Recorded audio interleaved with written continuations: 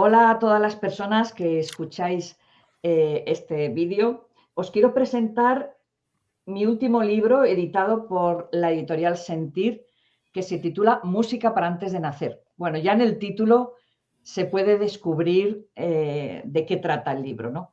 Es curioso porque conocemos muchísimo sobre los, no sé, los entornos que nos rodean, sobre nuestro planeta, sobre el universo. Cada vez nos llegan más datos interesantísimos, pero desconocemos muchas cosas de las que nos sucede cuando nos estamos formando en el vientre de nuestra madre como seres humanos.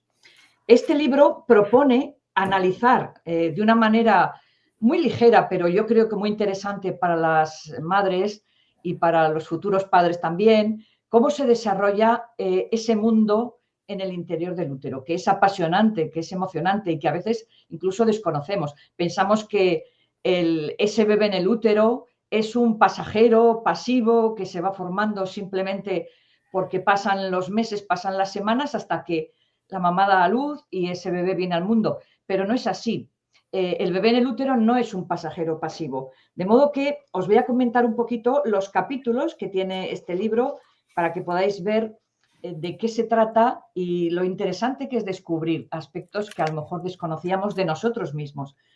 Primero hago una presentación de lo que es la musicoterapia, la música como elemento terapéutico, un poco su historia, por qué nos afecta a nivel físico, a nivel emocional, a nivel mental, cuáles son sus efectos sobre los seres humanos ya estudiados con alguna investigación interesante, ¿no? Para que tengamos también referencias, tanto de siglos pasados como en la actualidad, que ha avanzado muchísimo toda la investigación del desarrollo fetal y de la psicología incluso prenatal, que ya se está hablando de ella.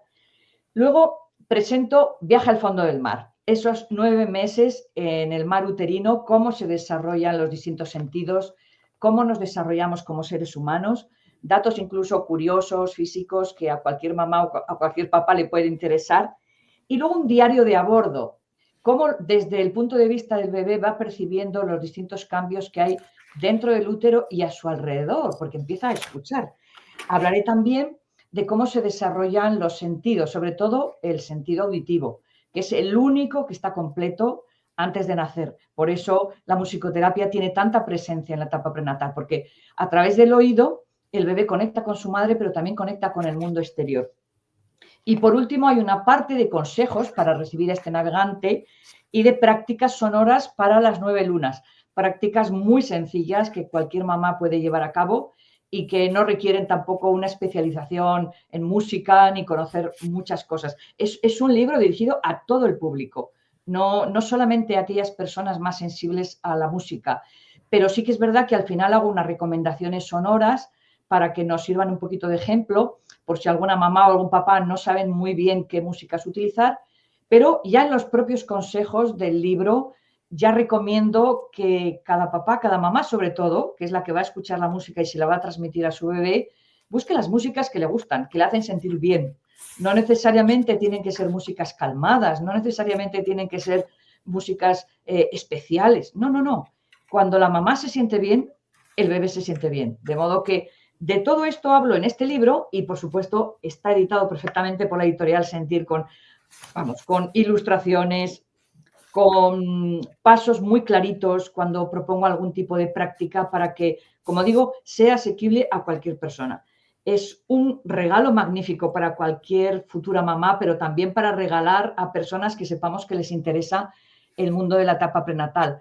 Y también incluso personas interesadas en toda esa, vamos a decir, capacidad o capacidades más bien que pueden desarrollar los bebés en el útero antes de nacer. Incluso aquellas personas interesadas en el desarrollo emocional van a encontrar aquí herramientas muy valiosas de cómo sentimos antes de nacer. No empezamos a sentir una vez que nacemos y cómo se puede ayudar a ese desarrollo emocional, también, por supuesto, físico y mental, pero sobre todo al emocional, en esta etapa tan apasionante que por término medio dura 9 meses más o menos. Hay algunos niños que nacen prematuros y también se benefician de la música precisamente por este motivo, porque les puede acompañar en su desarrollo y puede ayudarles a que alcancen el peso adecuado de manera más segura y evitar riesgos, porque conozco muchas personas que trabajan en musicoterapia en las unidades de bebés prematuros y todos los días salvan vidas. De modo que este viaje apasionante a través de estos 9 meses que todos hemos vivido de forma inconsciente, pero que nos puede ayudar incluso a recordar, puede ser muy interesante para los lectores. Muchísimas gracias, Begoña, muy interesante. Para quienes no me conocéis, yo soy Mercedes Bermejo, directora de la editorial Sentir, y tenemos el honor de tener a Begoña Ibarrola, que ahora la voy a presentar brevemente. Pero para Sentir era muy importante poder hablar, después de tantos años, hablando de la infancia, la adolescencia, las familias, cómo acompañar en estos retos de la vida, en este mundo cambiante constante, ¿no? Pero es importante cómo estos navegantes, estos 9 meses que muchas veces no ponemos el foco, la atención, y cómo poder acompañarles a través de la música, ¿no? Para nosotros es un placer y responde a una demanda también por parte de nuestros lectores el poder ofrecer este maravilloso libro de Música antes de nacer. Y voy a presentar muy brevemente a Begoña Ibarrola, que ella inició su formación musical en el Conservatorio Juan Crisóstomo Arriaga en Bilbao. En 1977 obtuvo la licenciatura de Psicología en la Universidad Complutense de Madrid y ha trabajado como musicoterapeuta en centros de atención a niños jóvenes con problemas de conducta y discapacidad psíquica de la Comunidad de Madrid. Decir que ha sido y es una pionera impulsora de la musicoterapia en España. Con más de 45 años de experiencia, ha impartido formaciones a profesores y familias en áreas como musicoterapia, educación emocional, desarrollo de la inteligencia emocional y neuroeducación. Entre 2020 y 2020 fue profesora del Máster de Musicoterapia en la Universidad Autónoma de Madrid y ha publicado más de 270 cuentos en 6 diferentes editoriales, algunos traducidos incluso a 11 idiomas. Y con nosotros, con la editorial Sentir, ha lanzado 2 cuentos, Comprende a miedo y Dani tiene una hermanita, pero también, que todavía no estaba cuando lo imprimimos, este cuento que presentamos de hecho la semana pasada y que también tendréis en las redes sociales de Sentir y en nuestro canal de YouTube, de Los sueños de Hilar. A través de este maravilloso libro, como comenta Begoña, hay toda una serie de consejos, de prácticas, cómo acompañar desde la musicoterapia, diferentes referencias musicales, también diferentes testimonios que son muy bonitos y muy interesantes, ¿no? Y cómo este navegante puede llegar a puerto, ¿no? De una manera muy saludable, y lo importante que es también este viaje, que les podamos acompañar. Begoña, me gustaría preguntarte ¿cuál ha sido un poco tu reto, tu objetivo a través de este libro? ¿Qué es lo que crees que muchas mamás, y no solamente mamás, sino también papás y personas que acompañan y dan valor, ¿no? Y entienden que esta fase, ¿no?, también a nivel perinatal y prenatal, es tan importante? ¿Cuál era tu objetivo, a diferencia de otras publicaciones que podemos encontrar? Bueno, este fue mi primer libro escrito. Ahora se ha reeditado, pero fue mi primer libro. Entonces, a mí me parecía que era muy interesante destacar el papel de esta etapa tan importante en el futuro vínculo emocional entre los papás, la mamá y el bebé también.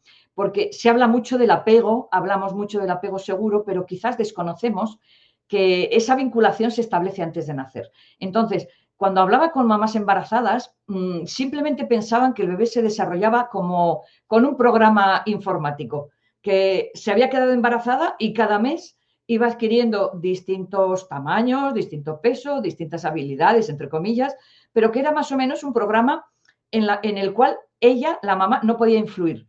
Y eso era lo que me decían. Y sin embargo, las investigaciones que yo había realizado cuando estudié musicoterapia, me decían que no, que era una etapa importantísima donde el adulto podía incidir para mejorar el desarrollo, para evitar traumas, para evitar problemas, y que era un papel activo el de la mamá. No podía ser tampoco un papel pasivo. Igual que el bebé en el útero no es un ser pasivo, es un ser activo que interacciona. Claro, cuando yo escribí este libro por primera vez y algunas mamás me escribían, decían, bueno, es que me acabo de dar cuenta que sí, que mi bebé reacciona a mis palabras, que le canto una canción todos los días y mi bebé se empieza a mover en cuanto le canto la canción. Si canto otras, no, pero si canto esa, que es la que ya va memorizando, porque existe memoria celular, reacciona, y se sorprendían muchísimo. Entonces, mi motivación primera fue descubrir y dar a conocer al gran público que la etapa prenatal era una etapa importantísima como prevención de salud mental incluso, porque ya sabemos que en esa creación del vínculo afectivo está la base de una buena educación emocional y que una buena educación emocional es prevención primaria para todos los problemas que puedan aparecer después. Y también, por otro lado, mi objetivo era dar a conocer también el campo de la musicoterapia, que en España ha ido un poquito más retrasado que en otros países. Cuando en otros países ya era carrera universitaria, pues aquí no teníamos ni siquiera una formación reglada. Estoy hablando del año 87, el primer máster empezó en el año 2000, en la Autónoma. Quiero decir con ello que ha pasado mucho tiempo hasta que se ha consolidado como una disciplina científica. Entonces, me motivaban estos dos objetivos. Por un lado, el que las mamás pudieran interactuar con el bebé de una forma directa para ayudarle a ese desarrollo con la creación de ese vínculo y, por otro lado, dar a conocer los poderes de la música, más allá del poder que todos conocemos de divertir, de poder compartir, porque es un elemento que está presente en nuestras vidas como, vamos a decir, muy cotidiano, muy normal, pero había que revalorizarlo, había que sacar también a flote aquellos poderes que muchas veces permanecen ocultos y que, sin embargo, pueden ayudar al ser humano a un desarrollo armónico. Sí, me acuerdo, Begoña, que los meses que estuviste trabajando en la actualización de este libro, que me acuerdo que me comentabas que para ti era muy importante actualizar toda la parte de investigación. Efectivamente estuvo publicado, pero has hecho toda una reedición, todo un trabajo de actualización muy, muy riguroso, ¿no? Porque efectivamente la investigación se ha actualizado y por lo tanto también es importante que se pueda reflejar, ¿no? En el libro. También hablabas de toda la parte de testimonios, de volver a contactar con las personas y buscar nuevos testimonios, ¿no? O sea, que realmente creo que es un libro pues muy útil y sobre todo muy basado en la literatura científica, ¿no? Que tiene una seriedad de fondo fundamental, ¿no? Sé que, aunque tú no lo dices abiertamente, yo sé desde mi conocimiento de la psicología que eres el gran referente de la musicoterapia en España, ¿no? Ahora se escucha mucho más, como dices, y se tiene mucho más presente, pero todavía falta mucho, ¿no? En muchas áreas el poder implementarlo y darle realmente el valor y la potencia, ¿no? que tiene. ¿Qué dirías, Begoña, que es la psicoterapia, o sea, la musicoterapia y para qué sirve?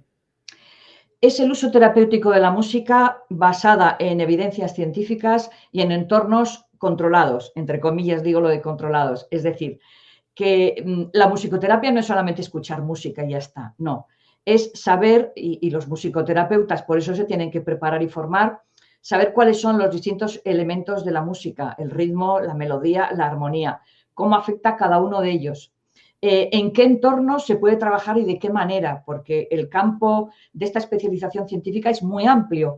Fíjate, Mercedes, se trabaja desde la musicoterapia con embarazadas, como hay testimonios de una musicoterapeuta, Silvia Ebra, que ha trabajado con mamás y que ha puesto unos testimonios al final del libro muy interesantes, hasta la tanatología musical, que es la preparación para la muerte. Es decir, hay musicoterapeutas que ayudan a personas a morir.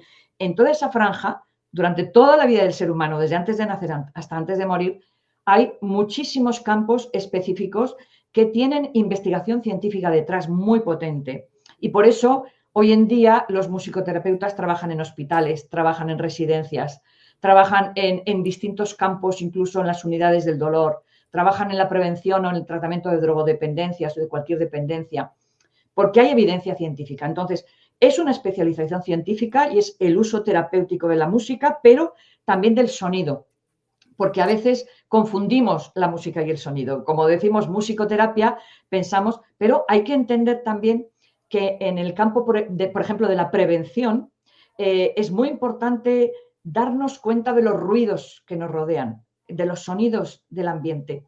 Y igual que se ha demostrado, porque esto es una evidencia científica, que a partir de la escucha de más de 110 decibelios, es decir, cuando alguien está, por ejemplo, viviendo cerca de un aeropuerto o de un lugar donde, o una fábrica donde hay mucho, mucho, mucho ruido, se dañan las neuronas y hay un daño cerebral como consecuencia, si no se hace una prevención, ¿no? Si no se hace una protección auditiva, puede haber un daño cerebral. También nos dicen todos los experimentos científicos, pero estos son incluso antiguos, que los sonidos de la naturaleza recargan el cerebro. Entonces, todo esto tiene que ver con frecuencias, con los elementos de la música, la altura, la intensidad, los distintos tipos de instrumentos, cómo funcionan. O sea, es una disciplina científica compleja porque hay que estudiar aspectos de la física, aspectos de la fisiología del cuerpo humano, cómo responden a las vibraciones, y luego aspectos muy propios de la práctica terapéutica. Se puede trabajar en niños con problemas, se puede trabajar en adultos con Parkinson, con muchísimo éxito. Entonces, lo que yo sí quiero hacer hincapié es que hay una Asociación Mundial de Musicoterapia. Los musicoterapeutas saben que tienen que basar todo su ejercicio profesional en datos científicos. Y, por ejemplo, aquí en La Paz se está trabajando desde hace muchísimos años en las unidades de prematuros. ¿Qué pasa? Que la evidencia científica demuestra que esto que nosotros hablamos, los musicoterapeutas, desde nuestra posición, que es una especialidad científica y que tiene unas consecuencias terapéuticas, lo están viendo. Entonces, lo bonito es que de una definición abstracta, que incluso la Asociación Mundial de Musicoterapeutas da una definición abstracta, luego se concreta en la práctica y en distintos colectivos se va viendo cuál es el efecto terapéutico. Pero además, nosotros siempre hemos visto, todos los musicoterapeutas hemos visto que lo mejor era demostrárselo a la sociedad, no hablar de ello. Puede haber muchísima literatura sobre musicoterapia, pero la evidencia científica que nos permite, por ejemplo, el trabajo en hospitales, eso es lo que nos nutre a todas las personas que trabajamos en musicoterapia, porque vamos viendo cómo, por ejemplo, sin una unidad del dolor, a través de la musicoterapia, la medicación para controlar el dolor se reduce a la mitad, o si en las unidades de niños con cáncer no hay efectos secundarios por una actividad en musicoterapia concretada y dirigida a paliar los efectos físicos tan duros de la quimio, por ejemplo, eso es evidencia y por eso los hospitales se están abriendo a contratar a musicoterapeutas. ¿Qué es lo que sucede? Que todavía yo pienso que nos queda mucho para que el gran público lo acepte como una disciplina más. Porque la psicoterapia utiliza la palabra, la musicoterapia utiliza el sonido y la música. Deberían de estar al mismo nivel y no lo están. ¿Por qué? Porque no hay una tradición. Entonces, por suerte, llevamos ya desde, yo creo que la década de los 80, de 1980, ampliando toda esta documentación científica y esto permite pues, que hoy en muchísimos lugares del mundo los musicoterapeutas estén presentes. Incluso en algunas empresas diseñan programas para evitar la fatiga a media mañana. Lo que decimos música ambiental a veces está bien programada para contrarrestar los efectos de la fatiga, por ejemplo, en trabajadores que necesitan prestar mucha atención. Entonces, los campos son inmensos, pero siempre hay que hacer alusión a esta especialidad y darle el adjetivo de científica, terapéutica y científica, basada en hechos concretos. Por eso, además, tenemos la suerte de tener ya varias tesis doctorales sobre musicoterapia. Entonces, para mí es una satisfacción porque cuando yo empecé a trabajar, la gente ni siquiera sabía de qué iba esto, ¿no? Y es más, puedo contar una anécdota, porque yo empecé a trabajar en un centro psicopedagógico en Madrid, el Centro Psicopedagógico Barajas, donde había 200 chicos, solamente varones, de más o menos 7 años a 16, 17 años, y tenían problemas de conducta y tenían fracaso escolar. Yo empecé a trabajar como musicoterapeuta.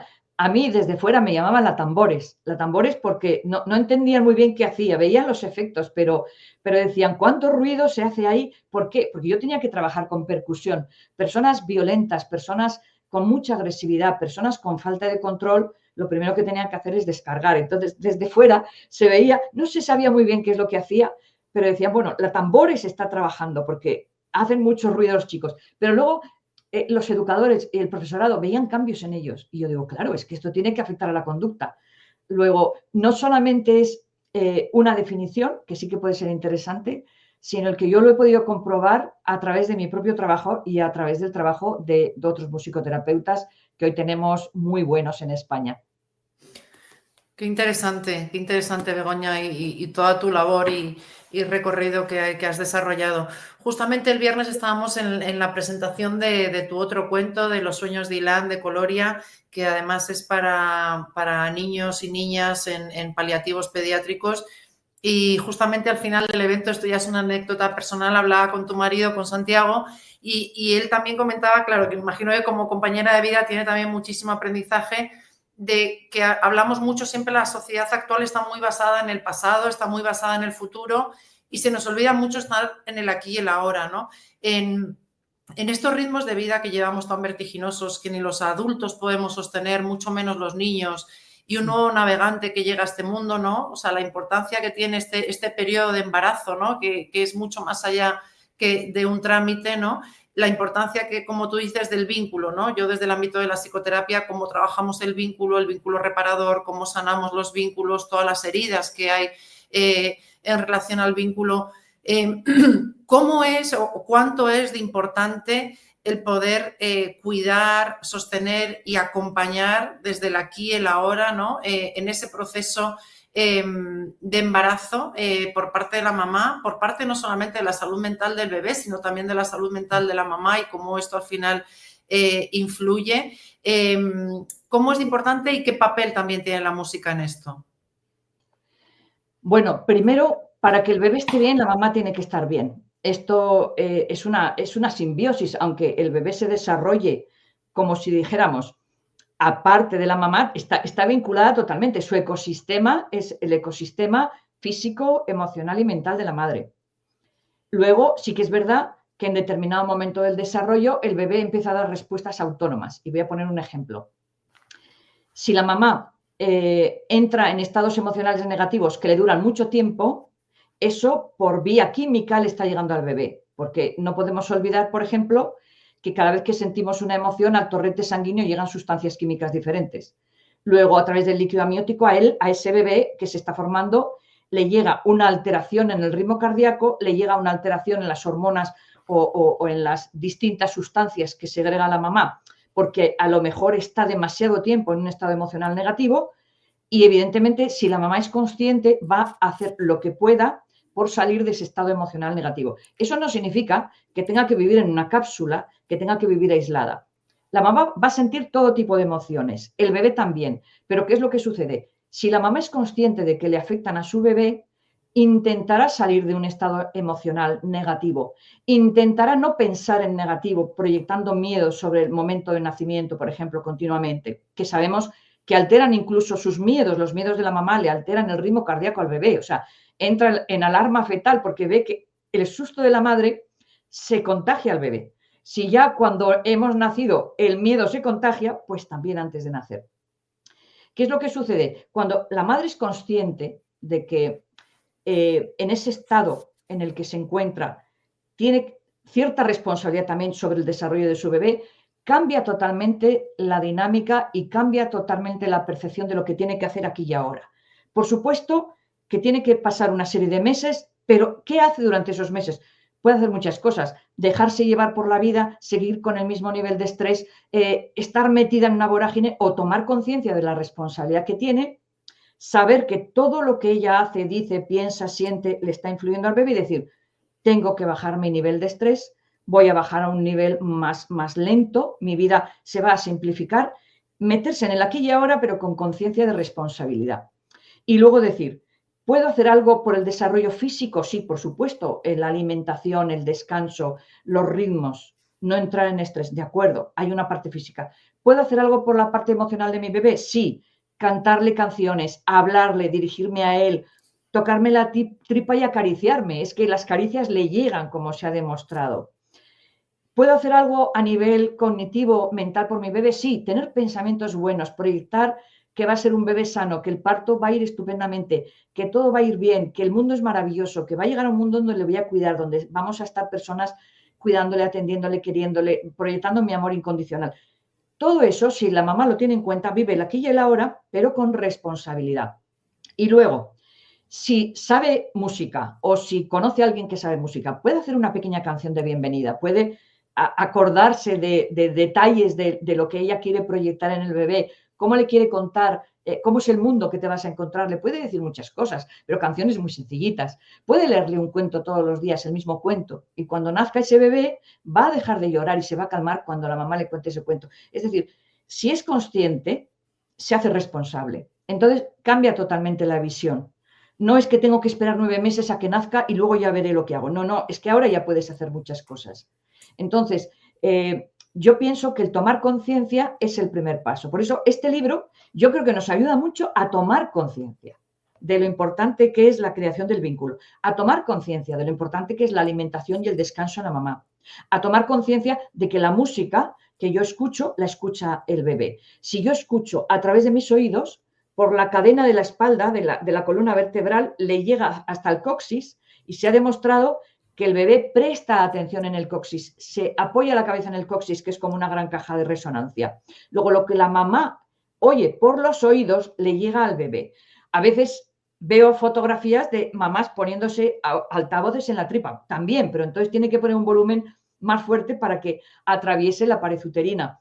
Que el bebé quiere oír al papá, o mejor dicho, el papá quiere que el bebé le oiga, tiene que hablar a través del oído de la madre. Son momentos de aquí y ahora, son momentos que si se van haciendo de forma un poco sistemática, todos los días un ratito para conectar con el bebé, todos los días un ratito de baile, de canto, de escucha.